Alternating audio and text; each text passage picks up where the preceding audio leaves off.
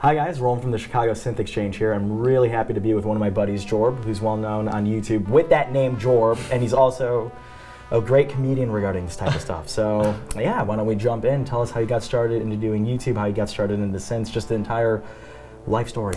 The arc, the Jorb. Exactly. The origin story. Nice to be here, great to actually meet you in person. Yeah. My synth, like when I became into synths, so I was into guitar pedals first. Even in high school I was building them myself because I didn't have money to buy nice ones. And then in college I lived with a couple guys who were into keyboards. Sweet. And I resisted it as long as I could. Oh really? So I knew it would be more expensive.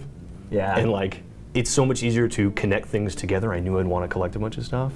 And I'm always flipping stuff, so in a trade I ended up with a micro Korg and a mini brute at some point. And I plugged them two together and used the ARP on one and pads on another, and I was like, oh, I think I get this.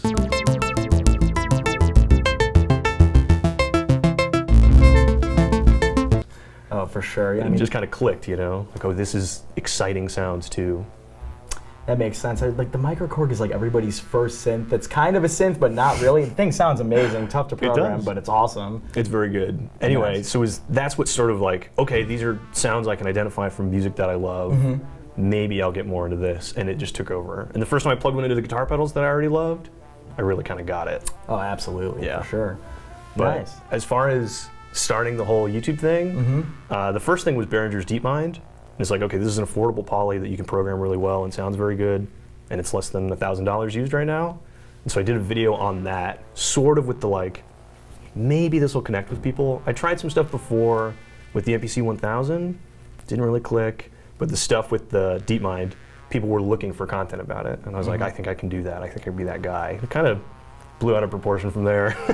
That makes total sense. I think I watched a bit of that video as well, and I thought, like, you know, you demoing it, it was a really good job. Thank you, I appreciate that. Do you think that synth kind of sounds like a 106 or not really? Or do you think it's not trying to be one? I think there's a few angles to take it. So you remember I copied all the patches? Yeah. So I recreated every Juno patch on the DeepMind to kind of make 3 points. Like, careful programming can get you a lot of the way there. Yeah. And way more important than the exact sound is giving you the same panel with a similar enough range of controls that you'll just end up in the same place. Exactly. I think the DeepMind does succeed on both those. It does. Also, one that we do carry as well that I think does a good job at that, even though it's a completely different price point, is the UDO Super 6. Just harkening back to that classic Roland SH panel layout, I'd really love to see a lot more people kind of utilizing that in modern products, for sure. The Super 6 takes the really compelling part of vintage keyboards, which is the interface. Exactly. But puts modern sounds in it with complex controls. I think the Super 6 is one of the few ways to make a really, really interesting modern.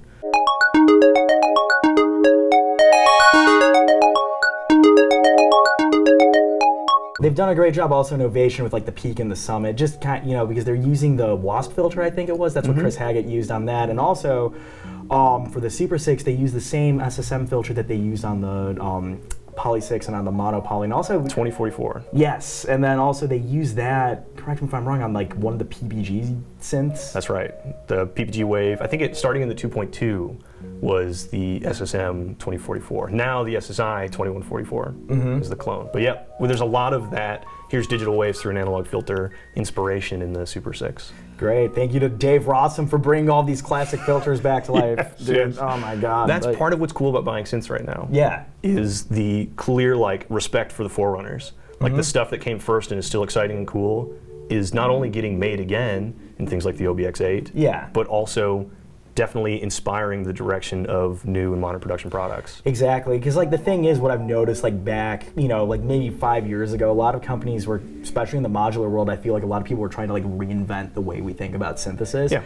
And in certain cases it was pretty successful, and also you brought some older methods that not really anybody's ever had any access to using, like, you know, a lot of the West Coast stuff, so like Buchla or whatever. Thank you to Tony Rolando for doing that, and also Korg with the Vulcan modular. But now we're kind of going back to the classics, kind of analyzing it, and stuff like the Super 6 is really just, you know, going back to that classic SH layout. And about the West Coast stuff, Create Audio just did the West Pest. Yes. And I just did a video on it, but it has a few things that are really, really good at like, okay, here's a couple elements of West Coast surrounded with a controller that lets you do randomness. To me, that's essential to West Coast. But think about a product like that happening 10 or 15 years ago. just one not going to popped happen. off. Yeah. And that's what's cool about synthesis today, and all the stuff you can buy related to synths and gear. It's just great. Absolutely. And the other thing that I'm really happy because you brought that up, the Mavis by Moog, it has the wavefolding aspect, and then that's something that Don Buchla was like well known for implementing in like the easel and like the 200E and all that stuff.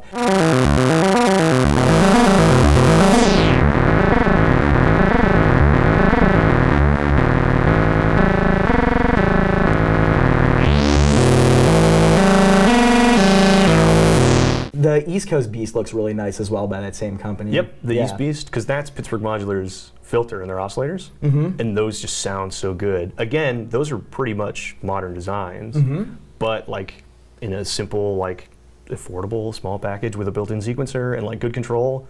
That's the sort of thing that's really exciting about the modern synth market. Absolutely, and yeah, you know, we could actually kind of thank Roland for that with like the boutiques and Korg with like the Volca stuff, which are also especially great the startles. Volca, especially the Minilogue and the Minilogue.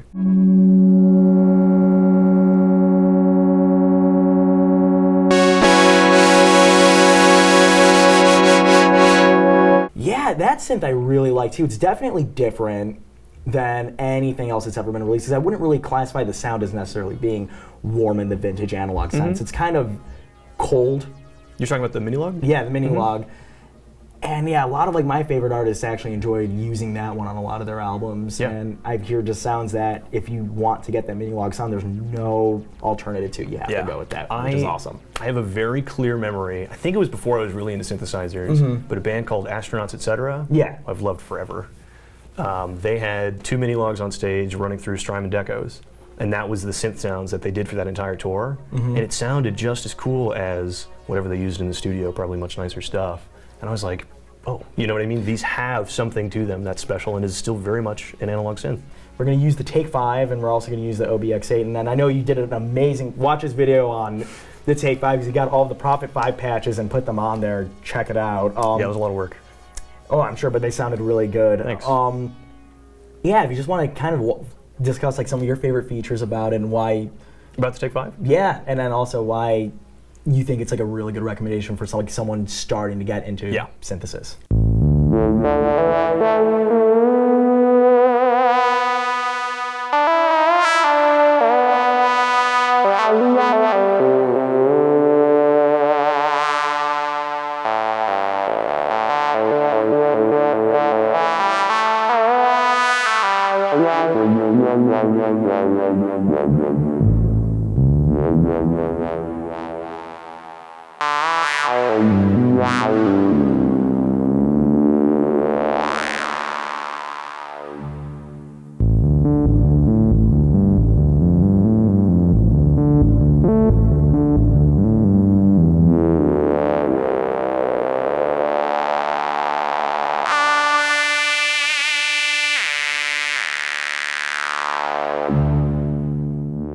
I think there's a few things about it that are fun. So we talked about that respect for the Forerunners. Yeah. It's the same filter chip as what would be in, I think, the Rev 1 and 2. Yeah, it was. It was the the modernized version, the 2140, but it sounds so close. Yeah. It sounds great, and that's a big feature that people are pointing to when they're excited about the modern Prophet 5. Yeah. Well, here it is for less money.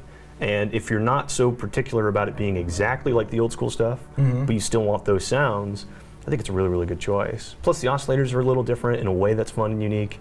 And then, like panel design, it's pretty fast and easy to use. It's super easy. Yeah, and you also have the auxiliary envelope, which is nice on that unit.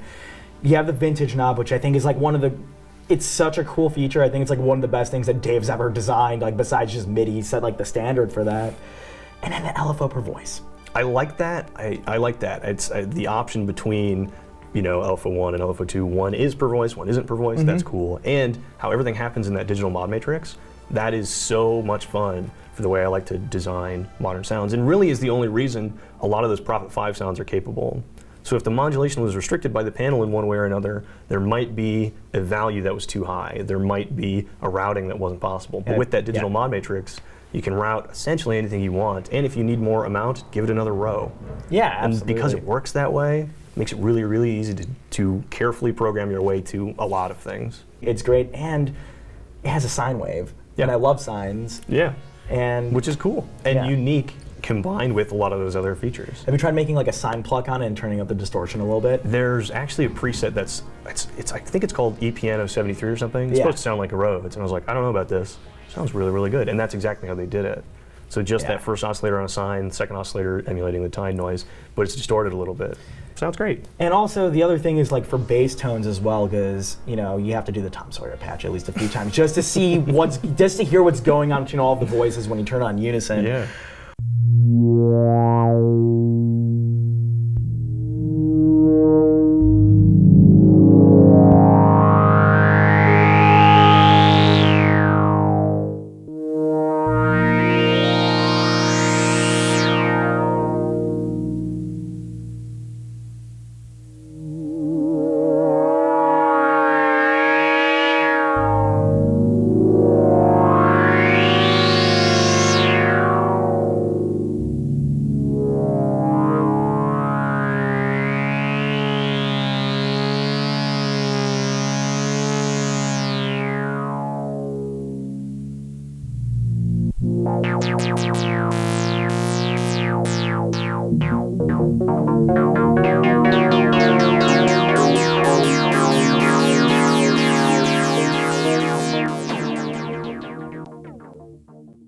This is going to be a cool one because we're talking about modern stuff. What are like 3 modern synths that you either want to get your hands on or you just want to flat out own?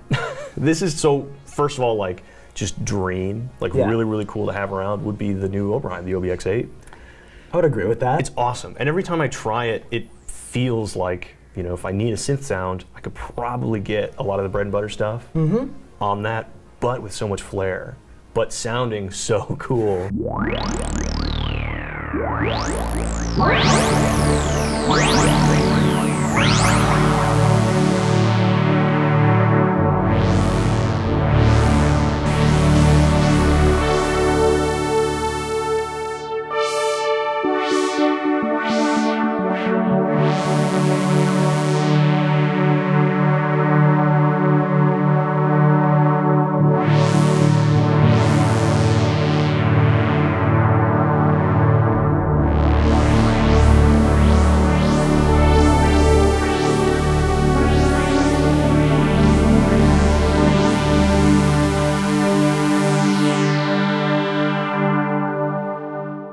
You went to Super Booth. I you did. met our hero Marcus Ryle when you guys were talking about the OBX8. When you played it in person, what was like your reaction to it? Okay, first of all, I'm really proud to have gone to Super Booth because I got there by just talking on the internet enough. Yeah. That to me is just like, it's just bonkers to me. So I'm grateful to have been able to do it. The stereo spread on that, it's magic. It's a small thing to think about, like, why don't we just pan the voices a little bit? But actually hearing it, it's sort of sensational because it goes like physiologically the way we hear things. Yeah. There's positional information in the left and right. And when you hear an instrument that's playing with that, it really is a profound effect. I kind of clicked for me at some point. I don't think it was as late as the Oberheim, but realizing that voice panning like makes something sound bigger, fuller. And the originals had that as well. I know the OBX has it. It's like a weird way to access There's individual pan pots, I think. That's where you have to like open it up.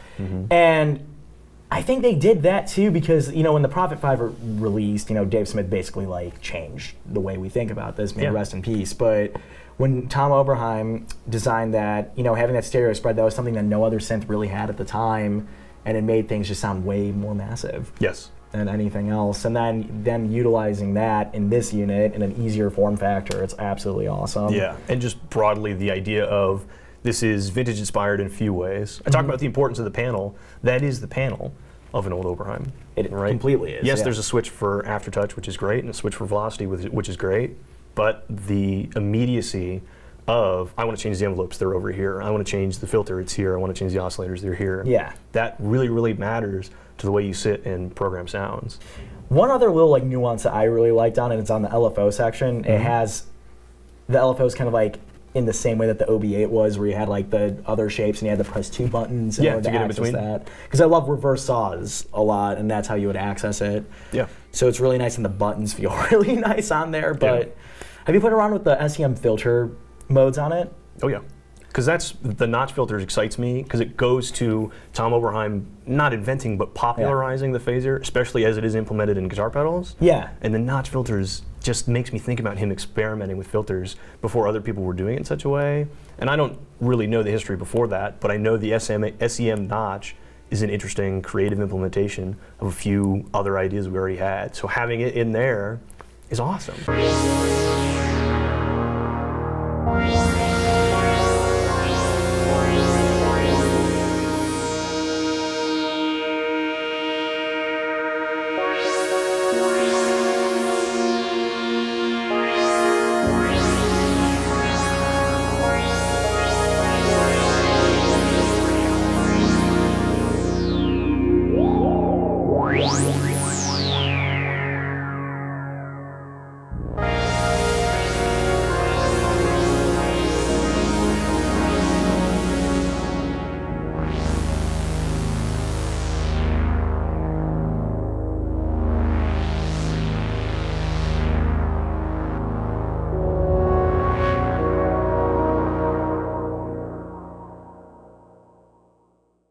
And then what else?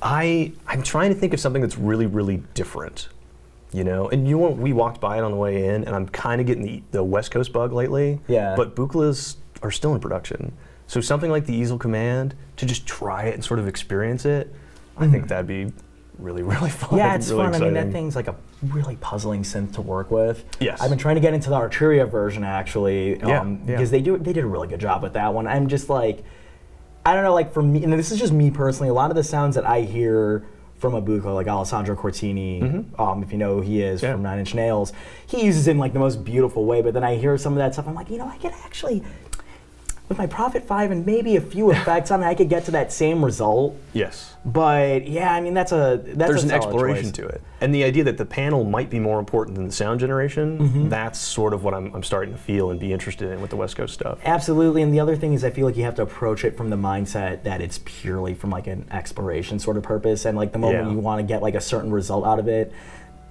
I feel like I would approach it in that sense, and it's just not the right approach to go look at that synth with, for sure. Yes, but a third modern thing, I don't have a Peak or a Summit, the Novation Peak or the Summit.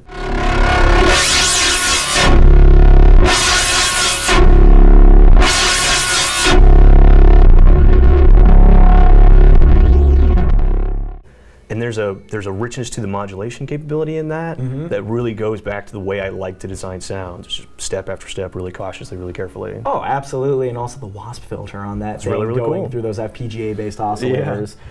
It again just adds a certain richness to it. It's kind of aggressive, but it's really smooth too. It's one of the greatest filters I think ever made. Yeah, an exciting modern collection of design features that I Absolutely. really want to try. Let's talk about the vintage stuff. 3 vintage synths that you would want. Stuff that really excites me about old. So you know I'm an electric piano guy. Yeah. Can I include an electric piano? Sure. I have started to really like the idea of a smaller Rhodes. And I like the Mark IIs, kind of in part just because they're less desirable. Yeah. I like the idea of showing people like, hey, these are great too. And I want a 54 key Rhodes to replace my 73 and the Rhodes piano bass I have. Yeah, for sure. I think that is like kind of a pipe dream old thing to own for me. Oh, absolutely. And then I like sort of the weird vintage stuff that didn't get a lot of credit. And Akai made a lot of cool things. And I've had the AX60 and AX73. Those are excellent. I love those. But I haven't tried the AX80. And I really, really, really want to try the AX80. Oh, for sure. And is that kind of in the era in the mid to late 80s where they kind of strayed away from having a panel, and then it's a pain to program, and so it's the faders are LCD displays or maybe VFD even, but you dial in with a single knob, but it's all on the panel as lights. But it's kind of a pipe dream, but I got an MS-10 and I fixed it up. I want an old MS-20. MS-20? Yeah, I think there's something to that as a mono synth that I just kind of ignored. I thought it was just the hype of what it was and having 2 filters. Yeah. But after having the MS-10, I do think that sort of collection of designs, that era of designs is special. And I want to see if it's just the MS-10 or if it extends to the 20. Well, guys, thank you so much for tuning in. If you have any questions regarding anything synth related, or if you want to check out Jorb's YouTube channel, which I highly recommend that you do, look for his link in the description, and then give me a call, send me an email, and I'll be more than happy to help any of you guys out regarding this. Thank you guys so much.